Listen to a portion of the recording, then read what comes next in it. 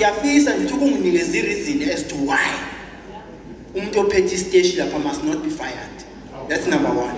I'm just asking you why that guy who's the leader or Osema should not be fired. Just two reasons.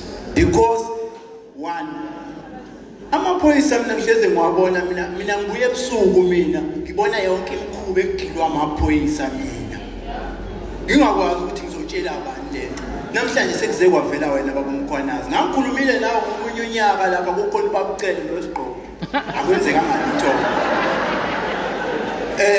ngaleso sikhathi kunamakotishi emphakathini yethu kunamakotishi okuyiwona alokhu zigebengu abanikazi bamakotishi ababavethi abantu ababaqashisayo baqashisa igebengu isigebengu sivele sibe kumbhede la sibhaka imoto ngaphandle sihambe siyobamba inkunzi sibamba inkunzi sibaleke vele kunombhede lapha akwaziwa lo muntu uthi ubani uhlalaphi as long as ekhokha irent kuphela uma stand uhappy ngalokho then thina we must suffer thina esihlala siwomakhelwane nalapho.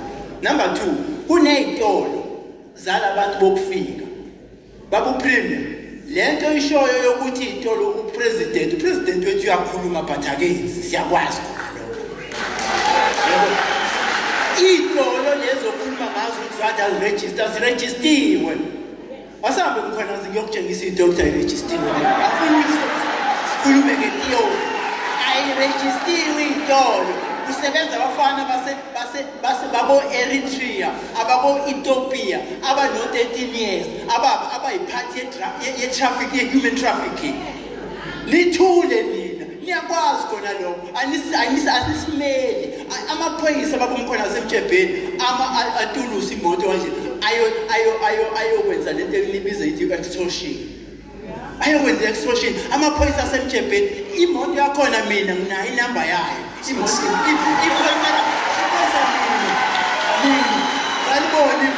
ithe mali ngibona ukuthi ngiyanishuta lenze njani lahlehla kabaleka amaphoyisa ngitshengise emkhwana zihambe nawe ngiyokutshengisa lapho enza khona amaphoyisa lokuthi Ask the words 1 minute.